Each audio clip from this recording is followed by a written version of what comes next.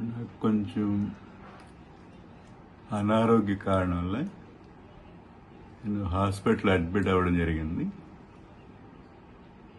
నేను బాగానే ఉన్నాను. ఇందులో ఎవరు కంగారు పడాల్సిన పని లేదు. మీడియా మిత్రులు కానీ అధికారులు కానీ నేను కంగారు పడాల్సిన పని లేదు.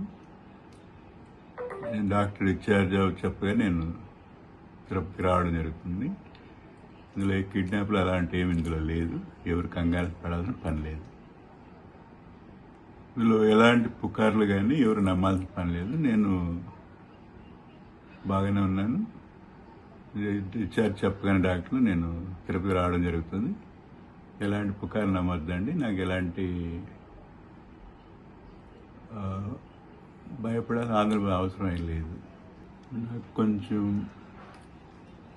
అనారోగ్య కారణం వల్ల నేను హాస్పిటల్ అడ్మిట్ అవ్వడం జరిగింది. నేను బాగానే ఉన్నాను.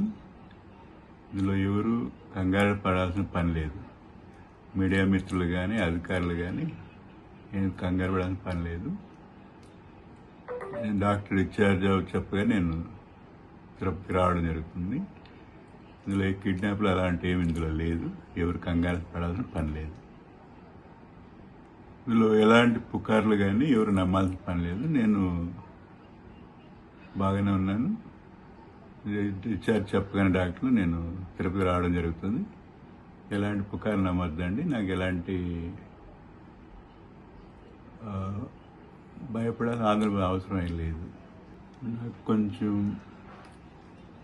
అనారోగ్య కారణం వల్ల నేను హాస్పిటల్ అడ్మిట్ అవ్వడం జరిగింది. నేను బాగానే ఉన్నాను.